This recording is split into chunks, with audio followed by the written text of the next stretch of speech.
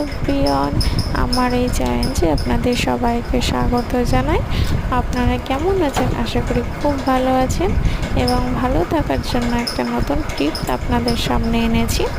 যেটা আমি টিপস ব্যবহার করছি, এটা হচ্ছে আমার প্রেগনেন্সির পর বেলি ফ্যাটের প্রবলেমে আমি নিজের মতো কোনো ড্রেস পরতে পারতাম না। বলেন, একটা বেলি ফ্যাট বা ভুঁড়ি হয়ে গেলে একটা কমফোর্টেবল লাগে, সেইটাই আমি ভুগছিলাম।